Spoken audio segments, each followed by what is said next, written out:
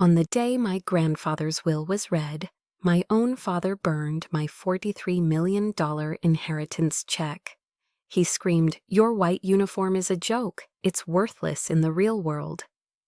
But he didn't know that ash was the kindling for my war. I am Lieutenant Commander Serafina Volkov, United States Navy, 38 years old. I stood at a modified parade rest, my spine a column of discipline, deep inside the lion's den. The law offices of Vance and Associates were a silent fortress of wealth perched high above La Jolla Cove, a place where the air smelled of polished mahogany and quiet arrogance. Through the vast windows, the Pacific Ocean stretched out, a canvas of indifferent blue. But inside this conference room, the atmosphere was as heavy and charged as the air before a lightning strike. My service dress white uniform, a stark symbol of honor, felt like a foreign object here, an insult to this world of Tom Ford suits and Hermes handbags. It was a world I was born into, but had deliberately escaped. My father, Maximilian Thorne, did not look up from his iPad. His fingers, adorned with a heavy gold ring, swiped across the screen as if my presence were a mere inconvenient smudge on his periphery. He was the CEO of Aegis Dynamics, a titan in the defense contracting world, a man who measured life in stock prices. Across the gleaming table, my sister Isolde offered a fleeting cold glance. A nearly invisible smirk played on her lips, a look of pure, unadulterated disdain. She wasn't seeing her sister, she was assessing a competitor who had chosen the wrong weapons for this war. There were no greetings, no welcome home, just a heavy, oppressive silence, a deliberate ostracism more deafening than any shout. I held my position, hands clasped behind my back, betraying nothing of the tightening knot in my stomach. This was their territory. I was here for one reason, a promise to my grandfather. Evelyn Vance, the family's attorney for decades, cleared her throat. The rustle of paper was the only sound. She began to read the last will and testament of Admiral Augustus Gus Volkov. Her voice was a monotone drone, a practiced instrument for delivering news, good or bad, with detached finality. The villa in Coronado went to Isolde. The Admiral's rare collection of naval history books went to Maximilian.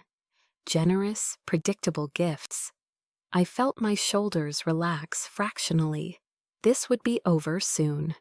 Then Evelyn turned a page. Her voice shifted just slightly, a subtle change in cadence that sent a jolt through the stale air. "And to my granddaughter, Lieutenant Commander Serafina Volkov," she read, her voice now holding a quiet, deliberate emphasis. "My sole confidant and my fellow warrior. I leave the entire remainder of my estate. This includes all financial holdings, real estate properties, and, effective immediately, the controlling voting shares of Aegis Dynamics." The silence in the room shattered, not with a sound, but with its sudden, absolute weight. Maximilian's iPad clattered onto the table. The smug mask on Isolde's face cracked, replaced by a raw look of disbelief and fury. The air was sucked out of the room. It was in that vacuum that Evelyn Vance, with a steady hand, slid a cashier's check across the table, $38,246,000. It lay there, a crisp blue rectangle in the center of the vast table, like the still, quiet eye of a hurricane. I knew then, this wasn't a gift, it was a mission, it was a declaration of war.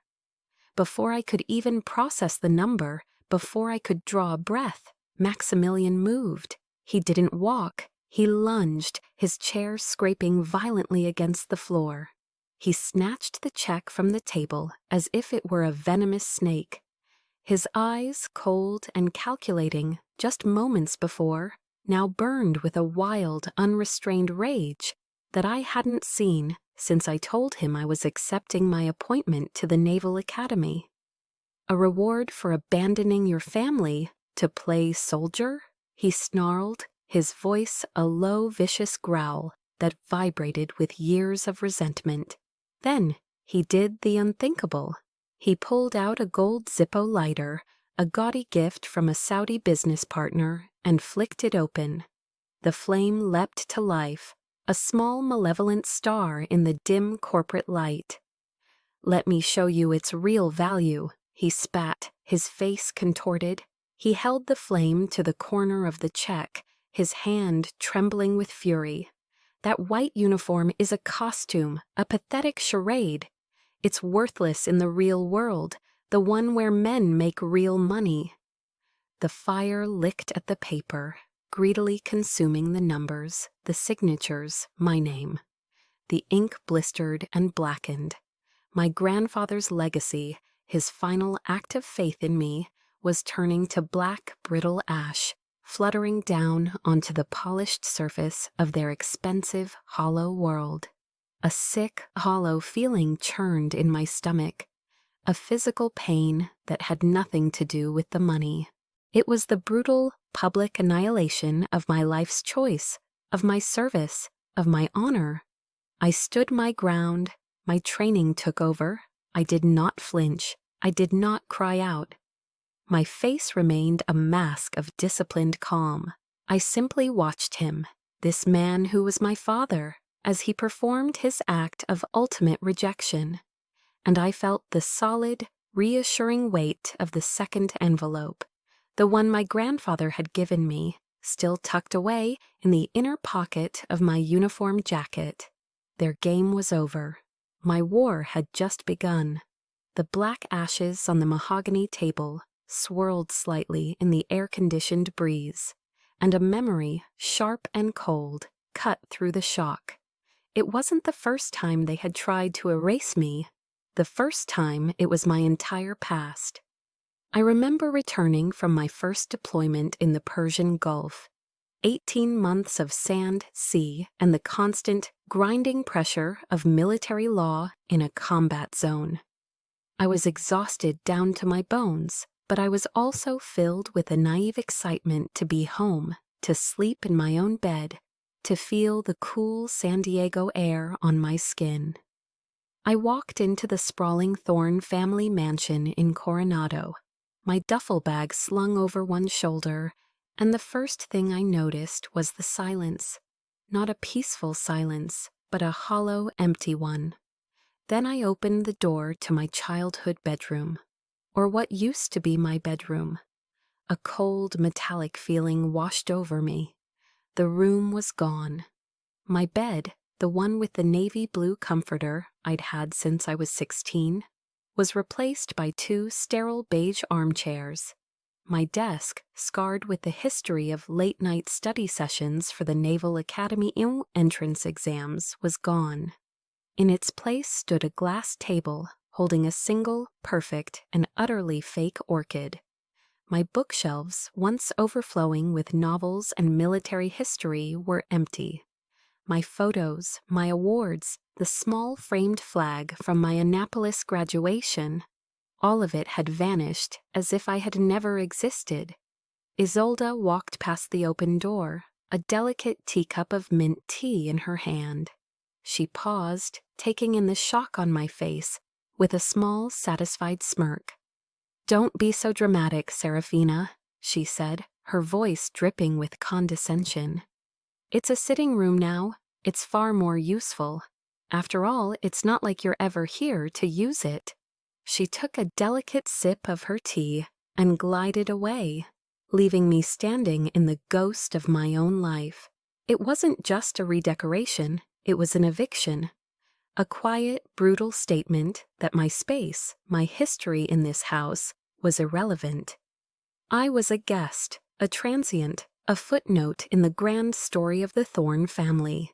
The memory then shifted, sharpening to a more public humiliation.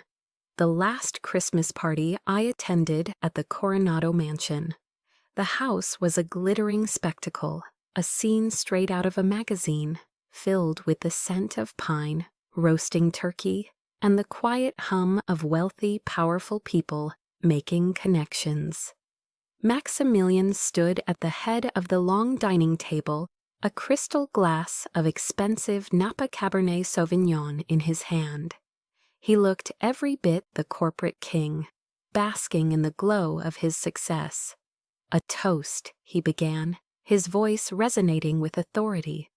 "To my daughter, Isolde, who this quarter single-handedly secured a $50 million contract with the Department of Defense. She is the future of Aegis Dynamics." A chorus of "hear, hear," and applause filled the room. Isolde inclined her head graciously, a perfect picture of the successful heiress. Then my father's gaze fell on me. The pride in his eyes vanished, replaced by an expression of tolerant, almost pitying amusement. "And a toast for Serafina as well," he added, as if remembering a minor detail. "She's still serving our country, working for the government, a stable career, I suppose." A few of his business partners chuckled, a low, polite sound that felt like a slap in the face. A stable career. The words hung in the air, cheapening my uniform, my rank, my years of sacrifice. I felt the familiar heat of shame creep up my neck. In their world, a world of ruthless ambition and nine-figure deals, my life of service was a quaint, slightly embarrassing hobby. I was the family's charity case, the oddity they had to explain away at parties. That night, the sting of his words was so sharp I couldn't bear the false cheer any longer.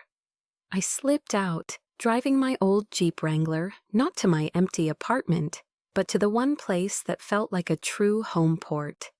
My grandfather's modest house overlooking the San Diego Bay. The air there was different, clean and salty, free of the suffocating scent of money. Admiral Gus didn't ask what was wrong. He never did. He just wordlessly poured 2 glasses of bullet bourbon, handed one to me, and sat beside me on his worn wooden porch swing. We watched the distant lights of the naval ships in the harbor, a silent constellation of purpose. "They don't understand honor, Seraph," he finally said, his voice a low, comforting rumble, like a distant engine. "They measure a person's worth in dollars. We measure it in integrity. Don't you ever confuse the two." He took a slow sip of his bourbon. "You know," he continued, "I was listening to a speech by Admiral McRaven the other day, the one about making your bed.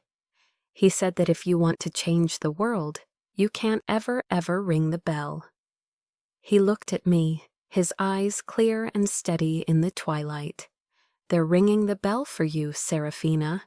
They're trying to make you quit. Don't you let them."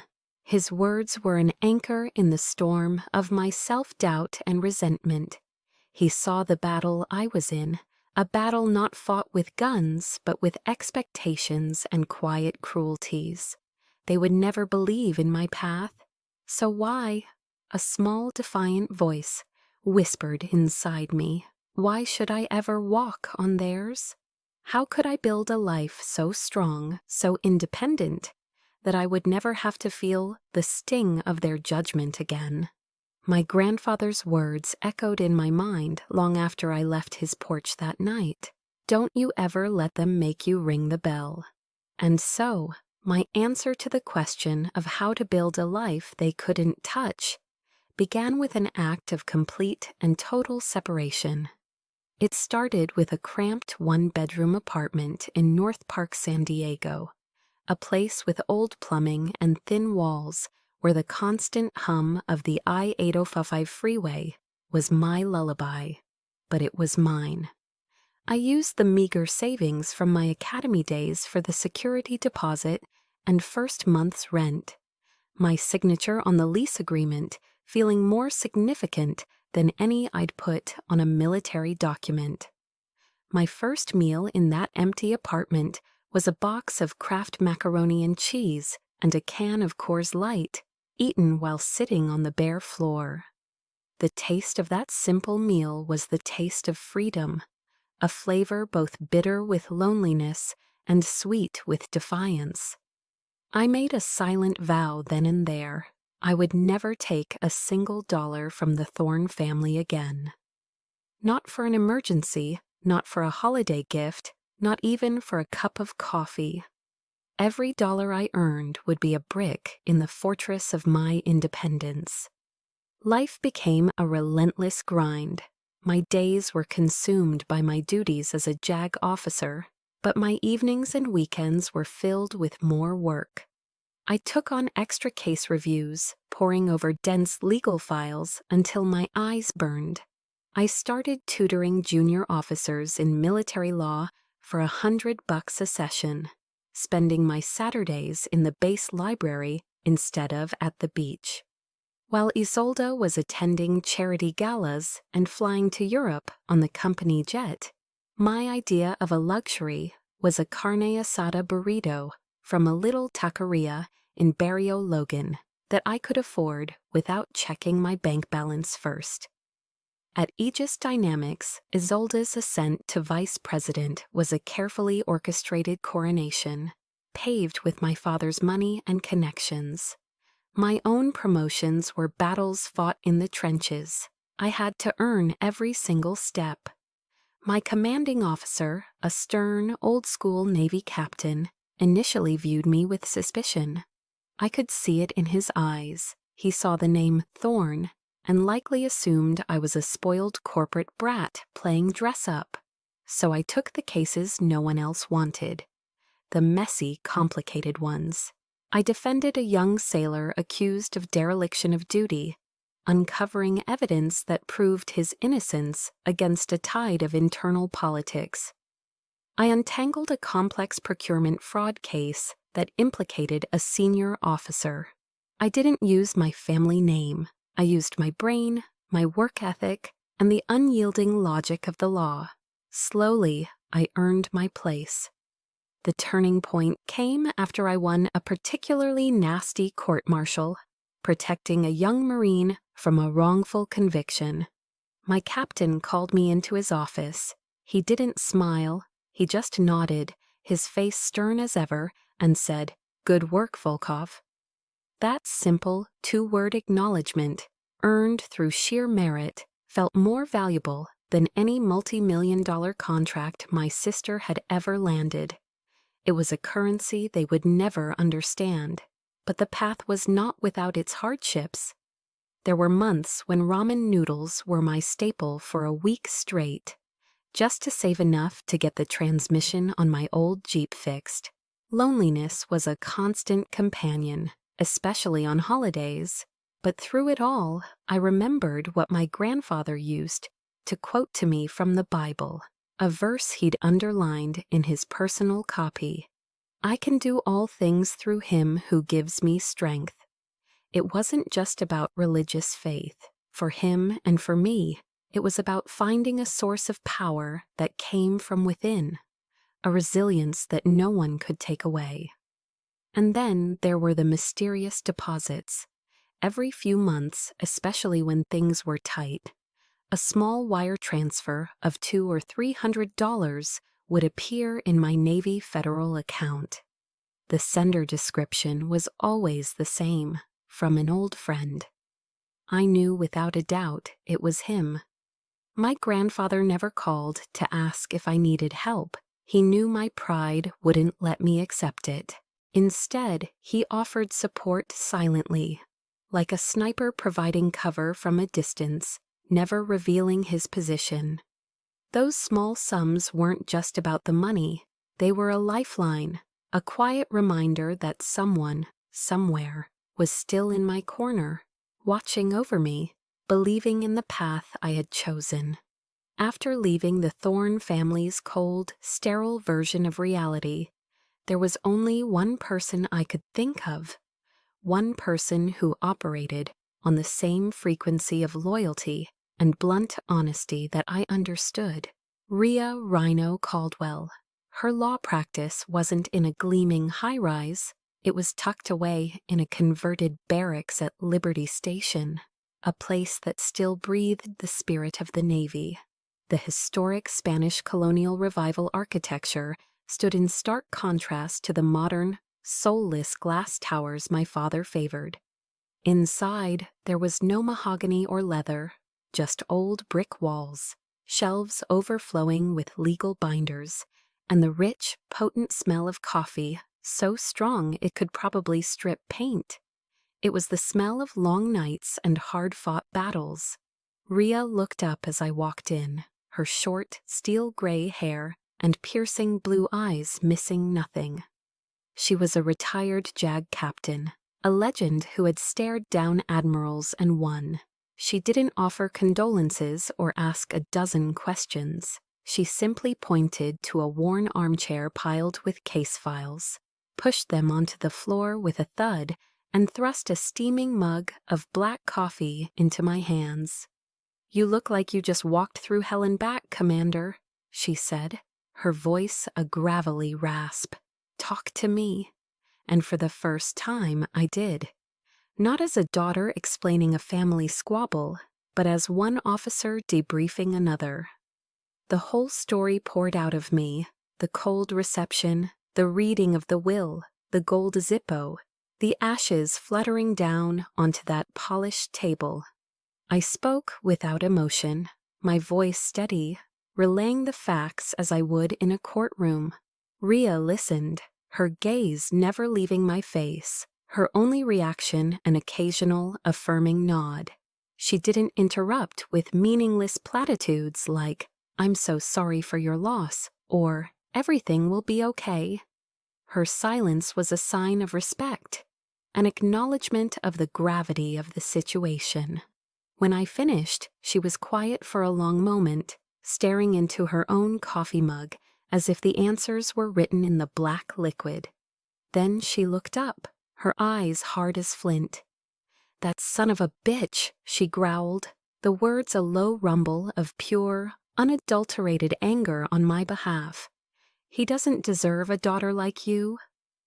That rough, unvarnished statement hit me with the force of a physical blow, but a healing one. It was the most profound validation I had ever received. It was worth more than any praise from my father, any expensive gift from my sister. It was real. In that cluttered office, surrounded by the ghosts of other veterans' legal battles, I no longer felt like an outcast. I was among my own kind, a tribe that understood that honor wasn't a talking point in a corporate mission statement, but a code you lived by and died for. The suffocating loneliness that had been my constant companion for years finally began to recede. That evening, Rhea refused to let me go back to my empty apartment. "No soldier goes back to an empty barracks after a firefight," she declared. She dragged me to Little Italy, to a small, family-owned restaurant called Felipe's Pizza Grotto, a San Diego institution. The owner, a grizzled former Marine with a booming laugh, greeted Rhea with a bear hug. We slid into a red vinyl booth in a back corner, the air thick with the smell of garlic and oregano. We ordered a large pepperoni pizza and a pitcher of local craft beer from Ballast Point. We didn't talk about my family or the will or the money. Instead, we talked about the Navy. We traded stories about impossible commanding officers, about the absurdity of military bureaucracy, about inside jokes that only a service member would understand. For the first time in years, I laughed. Not a polite, strained laugh I used at Thorne family functions, but a deep, genuine laugh that came from the gut. As the evening wore on, the weight on my shoulders felt a little lighter. When Rhea dropped me off at my apartment building later, she didn't offer a hug. She just gave me a firm nod. "Get some rest, Volkov. The war's just started."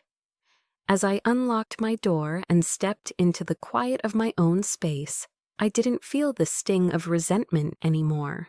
Instead, There was a strange, unfamiliar warmth spreading through my chest. I had found my forward operating base, and I knew I wasn't fighting alone anymore. The warmth from that evening with Rhea lingered for a few weeks, a fragile shield against the cold reality of my family.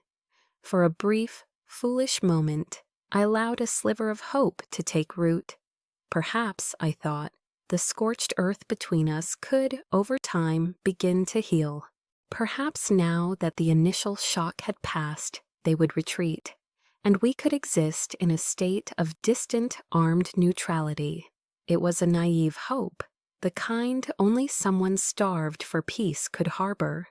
The Thorne family didn't do neutrality. They only understood total victory or total annihilation. And I had just become their primary target. The first volley was fired not with an angry phone call, but with a quiet, bureaucratic denial. I was at a coffee shop in North Park, trying to get some work done, when I went to pay for my latte. I handed the barista my Navy Federal debit card. She ran it, then handed it back with an apologetic frown. "I'm sorry, it's declined," I frowned, a prickle of annoyance rising. "That's impossible. Can you try it again?" I knew exactly how much was in that account. She tried again. The same result. A cold knot of unease began to form in my stomach. This wasn't a glitch. I stepped outside, the bright California sun suddenly feeling harsh and interrogative, and called the credit union's customer service line. After navigating the automated menu and waiting on hold, a polite but distant voice came on the line. I explained the situation. There was a long pause filled with the sound of typing. "Ma'am, I'm showing here Lieutenant Commander Serafina Volkov?" "Yes, that's me." "According to our records, ma'am," the voice said, detached and clinical. "This account was closed 2 weeks ago due to notification of the account holder's passing." The words didn't register at first. Her passing? What does that mean? "It means, ma'am, that the account holder was reported as deceased." Deceased? The word hung in the air, absurd and horrifying. "That's a mistake," I said, my voice tight. "I am the account holder. I am very much alive." The silence on the other end was heavy with bureaucratic indifference. "I'm sorry, ma'am, but we received official documentation. There's nothing I can do from my end." A wave of nausea and cold dread washed over me. This was my father's work. It had his fingerprints all over it. An attack that was both devastatingly personal and coldly impersonal, executed through the faceless channels of corporate procedure. Panic, a feeling I hadn't experienced since my early days of training, began to claw at my throat. I ended the call and drove, my hands gripping the steering wheel of my Jeep, straight to the DMV office in Claremont, a place known for its soul-crushing lines and Kafkaesque logic. I needed to see it in black and white. I needed to see how far they had gone. After an hour that felt like an eternity, standing in a line that snaked through the drab, soulless building, I finally reached the counter. I handed the clerk, a weary-looking woman with tired eyes, my driver's license and military ID. She typed my information into her ancient computer system. She frowned, typed again, then leaned back, her expression shifting from boredom to baffled pity. Ma'am," she began, her voice low, as if she were delivering a medical diagnosis. "There seems to be a flag on your file." "A flag? What kind of flag?" I asked, my heart hammering against my ribs. She looked at me, then back at her screen, then back at me. According to the state of California and the Social Security Administration, this Social Security number belongs to an individual who was declared legally dead 2 weeks ago. I stared at her, the blood draining from my face. I was a ghost, a phantom, standing in a government office. "I am standing right here," I said, my voice barely a whisper. "I am obviously not dead." The woman gave me a look of genuine sympathy, a look that said she'd seen it all, but this was a new level of insanity. "I can see that, honey, I really can," she said softly. "But the system, it doesn't. You'll have to go to the county clerk's office, the vital records department, and file for a correction. It could take months. Months." I walked out of the DMV and into the blinding sunlight, my legs unsteady. I was legally dead. My money was inaccessible. My identity had been stolen and buried under a mountain of paperwork. They hadn't just disowned me. They had erased me. They had committed the perfect, bloodless murder. Back in my apartment, my hands shaking with a rage so profound it felt like a physical illness, I remembered the second envelope, the one my grandfather had given me. "Don't open this unless they try to burn it all down." They hadn't just tried to burn it, they had tried to bury the ashes. I tore it open. Inside, alongside a stack of legal documents, was a small black USB flash drive. I jammed it into my laptop. There was only one file, a video. My grandfather's face filled the screen. He looked tired, thinner than I remembered, but his eyes were as sharp and clear as a winter sea. "Seraph," he said, his voice calm and steady, a voice that had once commanded fleets. "If you are watching this, it means Maximilian has done what I always feared he would. He will not just try to take your inheritance. He will try to take your very existence. Do not trust the system, my girl. They have bought it. Trust what I have left for you. The fight is yours now. So fight like a Volkov." The video ended. The screen went black. The room was silent, but a roar was building in my head. The roar in my head, the one ignited by my grandfather's video, was a controlled burn. I was a legal ghost, erased by a pen stroke, but I was still a naval officer. My training dictated a calm, strategic response. I would call Rhea. We would assemble the evidence. We would file the motions. We would fight this war in the sterile, logical arena of the law. I still believed, foolishly, that there were rules of engagement. That evening, I was sitting on my floor, surrounded by the documents my grandfather had left me, trying to piece together the legal puzzle, when I flicked on the television for some background noise, and then I saw him, my father, Maximilian Thorne. He was on Kusi News, the local San Diego station, seated across from a news anchor. He was wearing a deep navy suit, a somber tie, and an expression of carefully crafted paternal concern. This was his preferred battlefield, the court of public opinion, where truth was malleable and perception was everything. "Mr. Thorne," the anchor began, her voice smooth and serious, "there have been some unsettling rumors surrounding the estate of your late father-in-law, Admiral Volkov. Can you comment on the alleged family dispute?" Maximilian let out a long, practiced sigh, the kind a man performs when he is burdened by the unfortunate affairs of lesser people. "Thank you for asking, Brenda," he said, his voice dripping with false sincerity. "First and foremost, our family loves my daughter, Serafina, very much. We are incredibly proud of her service to our country."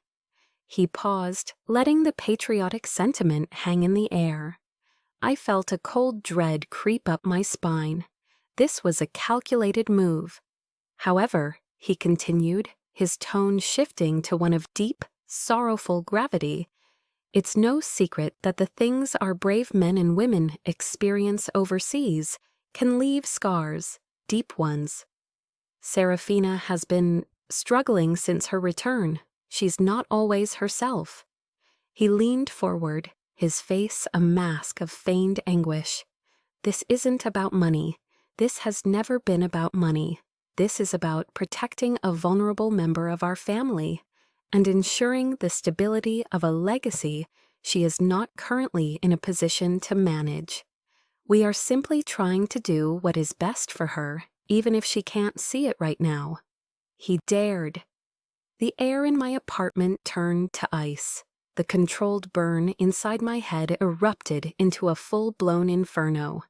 He dared to stand on a public stage, wrapped in a flag of false patriotism, and use my service, my sacrifice, my honor, the very core of my identity, as a weapon against me. He wasn't just disowning me. He wasn't just erasing me. He was pathologizing me.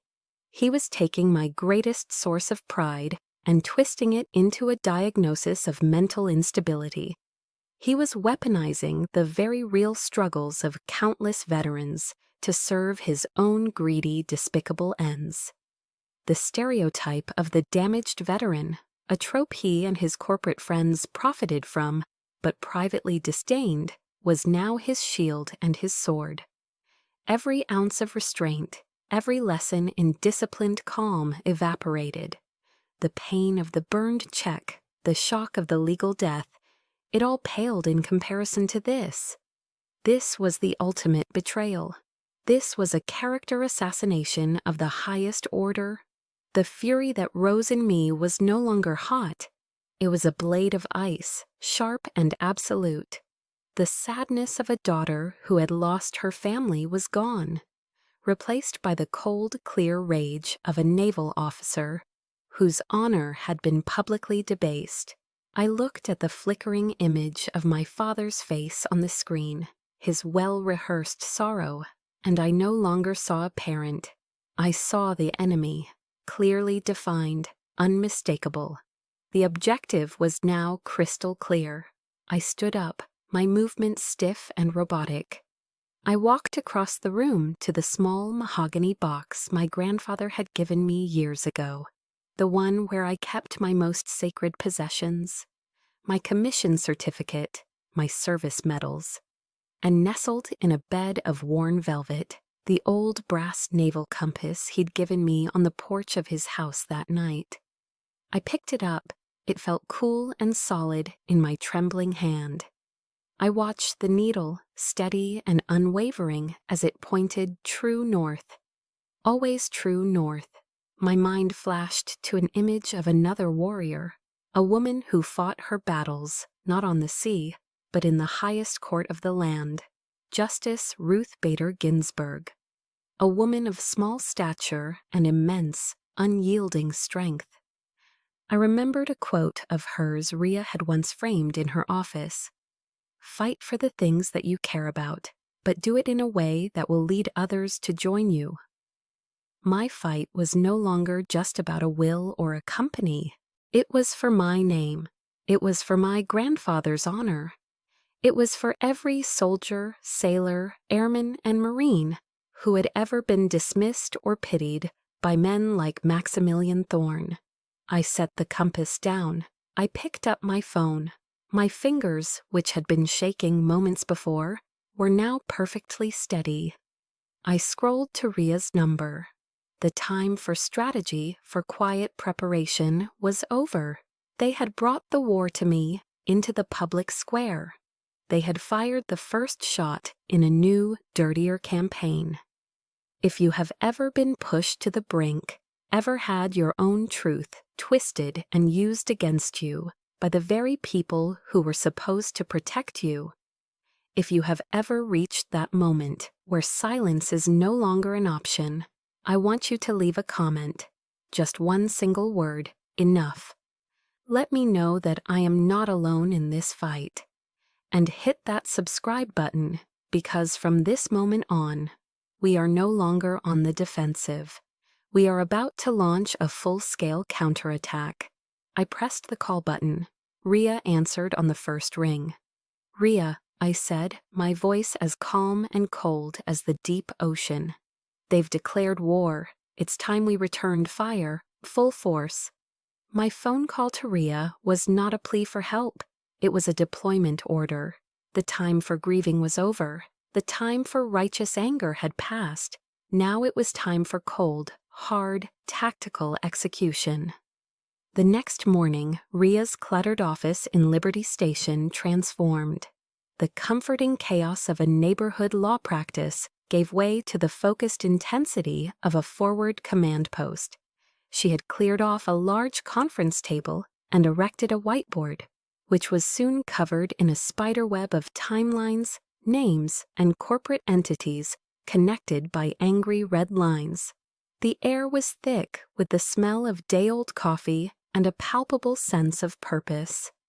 Any personal feelings I had, the hurt, the betrayal, were locked away.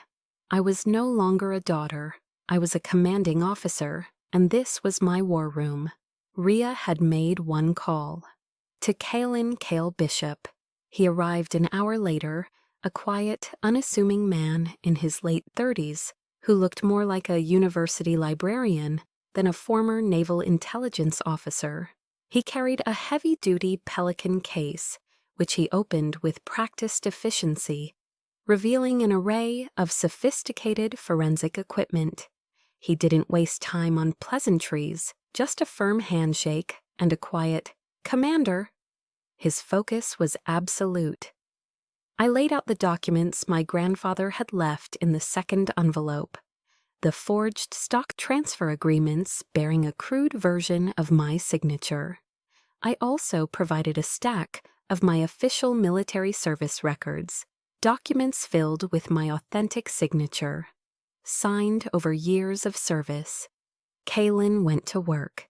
The only sounds in the room were the soft whir of his scanner, the rhythmic click of his keyboard, and the occasional slurp of coffee. Ria and I sat opposite him, mainlining the potent brew and dissecting the legal vulnerabilities of Maximilian's empire. We traced shell corporations, analyzed tax filings, and cross-referenced board meeting minutes. Every personal emotion was compartmentalized, replaced by the cold, clear logic of legal strategy. This was familiar territory for me, a process of assembling facts to build an unshakable case. The only difference was that this time the target wasn't a corrupt contractor or a rogue officer. It was my own family. After 2 hours of intense, silent work, Kale leaned back from his laptop. "I've got it," he said, his voice flat and devoid of drama. He turned his monitor towards us. On the screen were 2 images, side by side. "This," he said, pointing to the left, "is your authentic signature, Lieutenant Commander. I've analyzed 24 examples. Notice the distinct loop in the capital V of Volkov and the slight upward flourish at the end of the V. It's a consistent, unconscious habit." He then pointed to the signature on the stock transfer document. "And this is the forgery. The loop in the V is closed, the final stroke is flat, and terminates abruptly. More importantly," he continued, zooming in on the image, "the pixel analysis shows digital artifacting around the edges.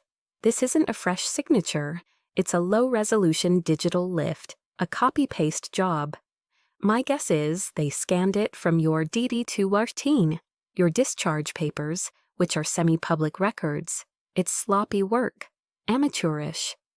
He looked at me, his expression unchanged. "I can write a sworn affidavit on this analysis. No credible expert in the country could refute it." Ria let out a low whistle. The silver bullet. The injustice was no longer just a feeling in my gut. It was a verifiable fact, a piece of evidence we could present to a judge. A round was now chambered, ready to be fired. Ria looked at me, her expression serious. "The legal evidence is solid, Serafina. We can file for an emergency injunction. But Maximilian will fight back with everything he has. He'll use his army of lawyers to bury us in motions, to delay for months, even years. All while his PR machine continues to paint you as unstable on the nightly news. We need to control the narrative. We need a preemptive strike." I knew she was right. My father's power wasn't just in his bank account. It was in his influence, his ability to shape public perception. We couldn't just win in the courtroom, we had to win in the open, where his lies would wither under the harsh light of public scrutiny. My mind immediately went to one name, Declan Riker. He was an old-school investigative journalist, a dying breed. He had a reputation for being relentless and incorruptible, the man who had exposed a massive bribery scandal involving a defense contractor and a powerful California congressman, a scandal that had ended with the congressman's resignation. Riker didn't bow to power, he dismantled it. I found his number through an old contact. I took a deep breath, my strategic mind taking over, and dialed. He answered on the second ring, his voice a gruff, "Riker." "Mr. Riker," I said, my own voice steady and clear. "This is Lieutenant Commander Serafina Volkov. I have a story for you. A story about Aegis Dynamics, a burned inheritance, a fraudulent death certificate, and a truth they are desperately trying to bury." There was a long silence on the other end of the line. I could almost hear the gears turning in his investigative mind. Then, finally, his gruff voice came back, no longer just questioning, but filled with a spark of interest. "Where do we meet?" The meeting with Declan Riker was brief and to the point. I met him in a dive bar near the waterfront, a place that smelled of stale beer and secrets.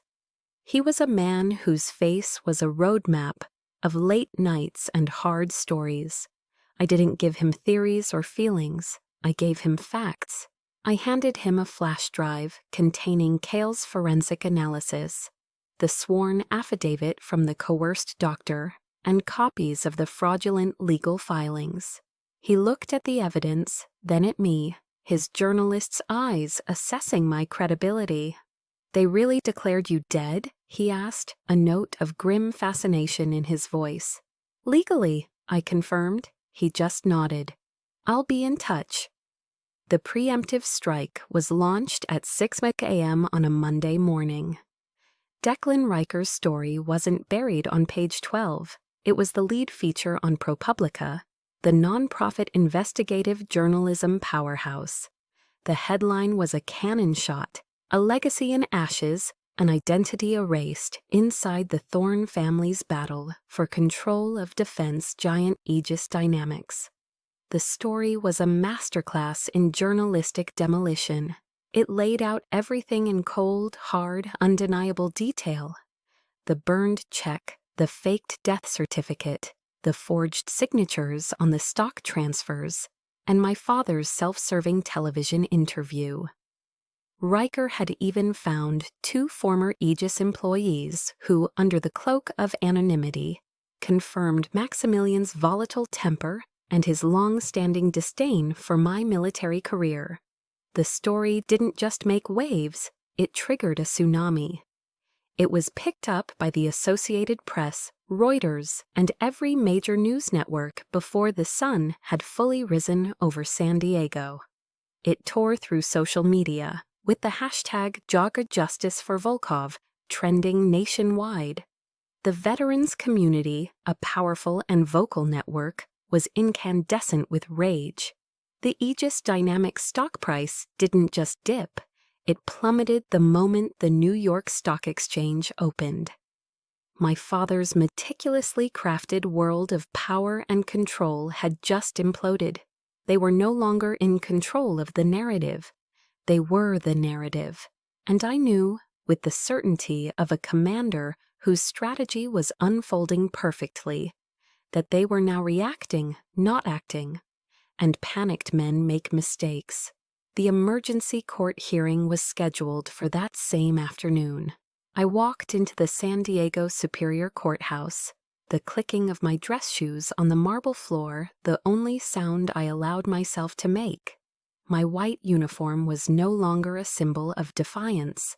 It was a symbol of order and truth in a room about to be consumed by chaos. Maximilian and Isolde were already there, huddled with a team of 3 high-priced corporate lawyers. Their faces were ashen.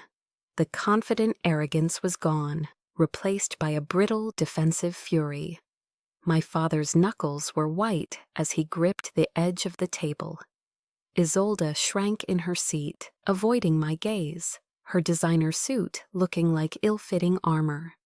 Their lead attorney, a slick man named Benson, stood up and immediately went on the offensive, trying to dismiss Riker's article as tabloid sensationalism and an unfortunate airing of private family matters.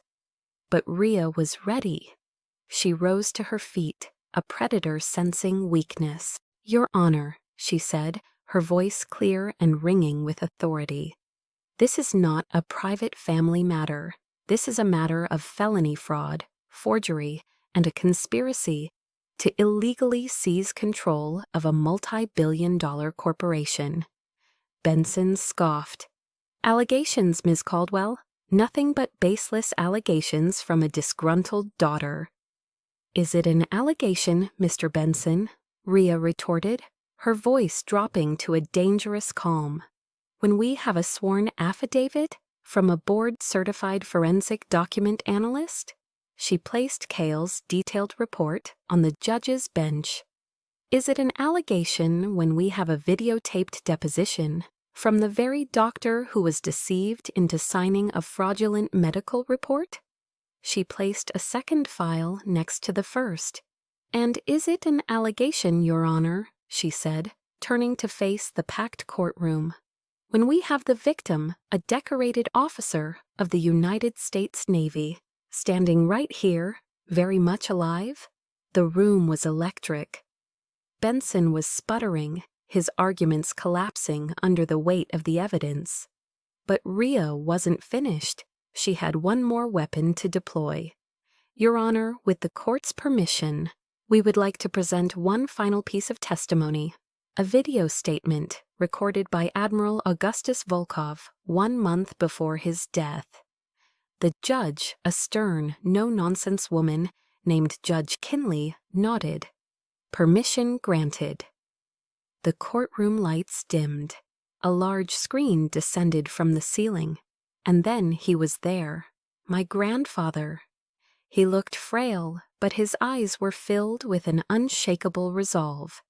He looked directly into the camera, as if he were looking right at me, right at the judge, right at my father. "If you are watching this," his calm, authoritative voice filled the silent room, "it means that my son-in-law, Maximilian Thorne, has attempted to dishonor my final wishes and disenfranchise my granddaughter. Let me be unequivocally clear. I have watched him build an empire on greed, and I have watched my granddaughter build a life on honor. The choice was never in doubt." He paused, taking a steadying breath. "My legacy is not just about money or a company. It is about integrity. And I am entrusting that legacy to the only person in this family who truly understands its meaning. My granddaughter, my fellow warrior, Lieutenant Commander Serafina Volkov. This was my decision, made of my own free will in sound mind and body.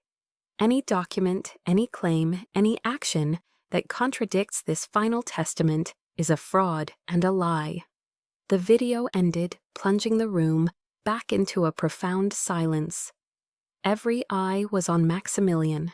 The color had completely drained from his face. He looked broken, defeated, a king dethroned not by a rival army, but by the simple, unassailable truth spoken by a dead man. Judge Kinley stared down from the bench, her expression like granite. She looked directly at my father. "Mr. Thorne," she said, her voice cold and sharp as a razor, "this court finds sufficient and credible evidence of conspiracy to commit fraud, forgery, and perjury." She shifted her gaze to a stunned Isolde. "And you, Ms. Thorne, as a willing accomplice." The gavel came down. The sound echoed through the courtroom like a final fatal gunshot. All asset transfers and corporate actions executed under the fraudulent authority are hereby declared null and void and are frozen pending further investigation. The estate of Admiral Volkov is to be executed as written, with Lieutenant Commander Volkov as the sole heir and controlling party of Aegis Dynamics. This matter is now referred to the District Attorney's Office for Criminal Investigation. Checkmate. The war was over. I had won. The victory in the courtroom was absolute. But it didn't feel like a celebration. There was a sense of profound release, yes, but it was followed by the deep, bone-weary exhaustion that comes after a long and brutal campaign. The war was over, but now came the aftershocks, the quiet, personal reckoning. A week after the verdict, I received a text from Isolde. Just 3 words, "Please, let's talk." I remembered Ria's advice to me the day after we won. We were in her office, and she had said, "You won the war, Serafina. Now you have to decide who gets to live in your peacetime." I agreed to meet her. Not at the mansion in Coronado, not at the Aegis headquarters, but on neutral ground. A small, independent coffee shop in the historic Gaslamp Quarter, a place filled with the ghosts of a different San Diego. She was already there when I arrived, sitting at a small table by the window. She looked diminished. Her expensive Chanel suit seemed to hang off her frame, and the flawless makeup couldn't hide the dark, sleepless circles under her eyes. The unshakable confidence, the air of entitled superiority, was gone. In its place was a brittle, desperate fragility. "Seraph," she began, her voice trembling slightly as I sat down. "I'm so sorry." She reached across the table, her perfectly manicured hand hovering, wanting to touch mine. I didn't pull away aggressively. I simply let my hand rest in my lap, creating an invisible but impassable boundary. "I truly didn't know how far it would go," she stammered.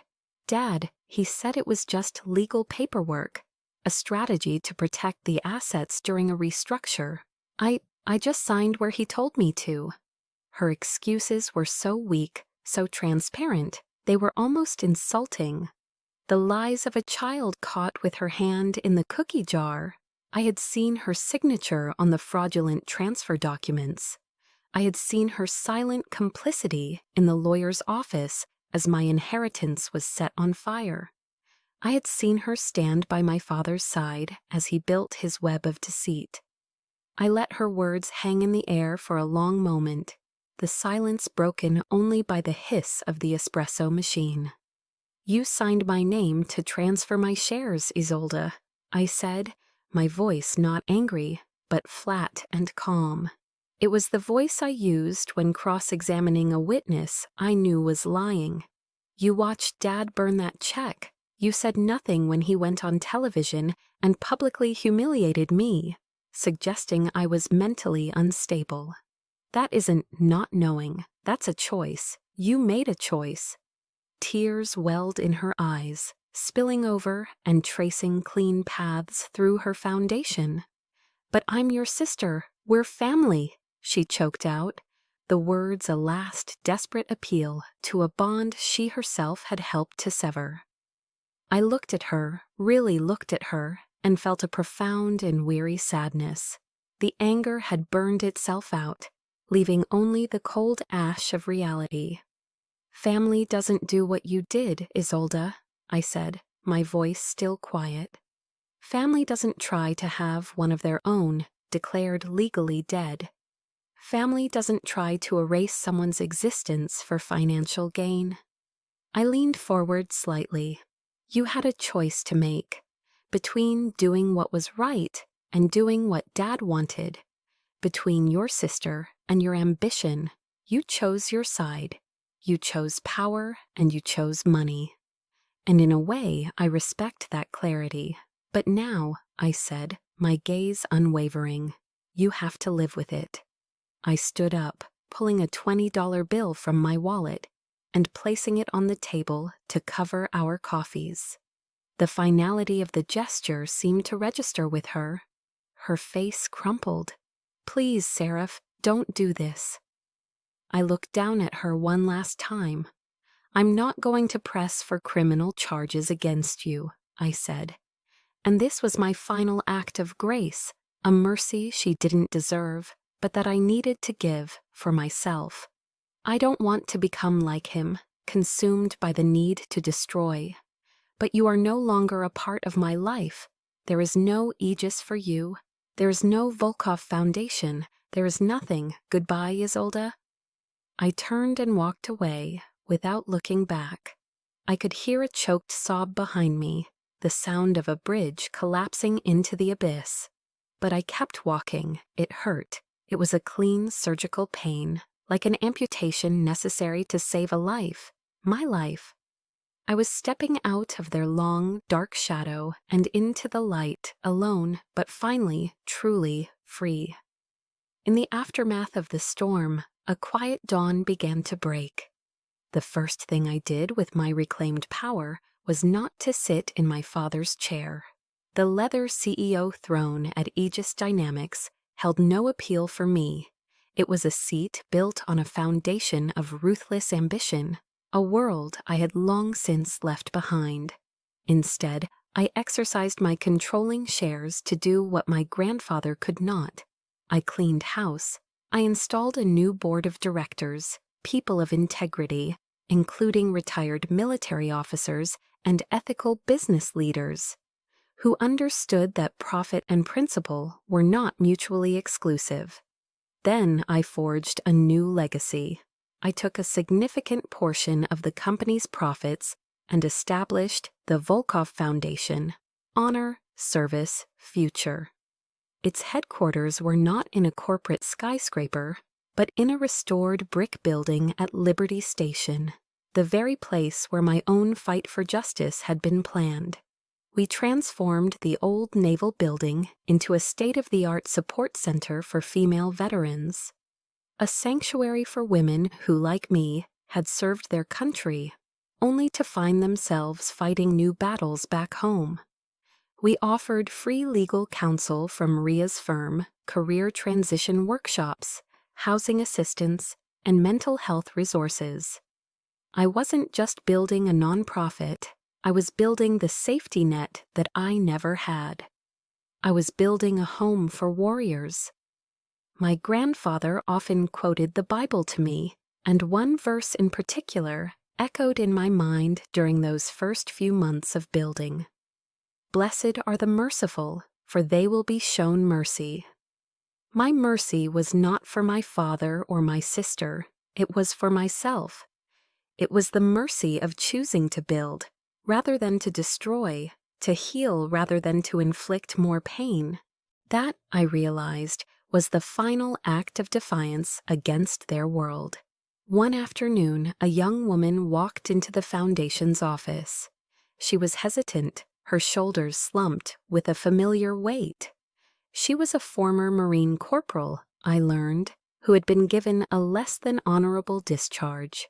After she reported a superior officer for harassment, the system designed to protect her had instead turned on her, labeling her a troublemaker and pushing her out. She sat across from my desk, her story tumbling out in a quiet, pained voice, her eyes filled with a desperate, hopeless exhaustion I knew all too well.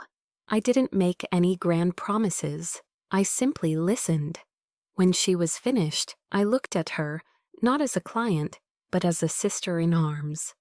"You are not alone anymore," I told her, my voice gentle but firm. "We will fight with you."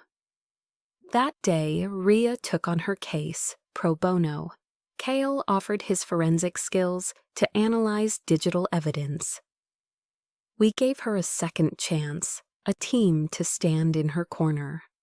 And as I watched her walk out of the office, her shoulders just a little straighter, her eyes holding a flicker of renewed hope, I finally understood what my grandfather's true legacy was. It wasn't the $38 million.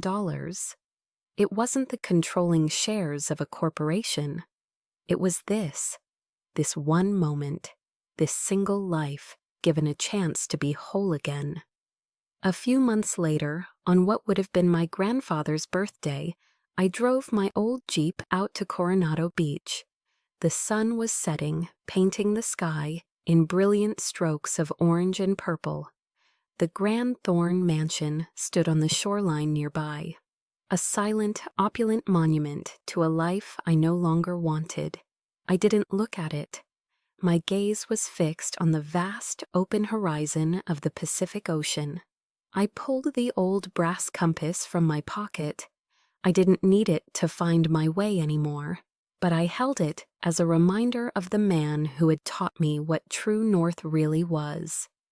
The salty ocean breeze whipped through my hair, carrying with it a profound sense of peace.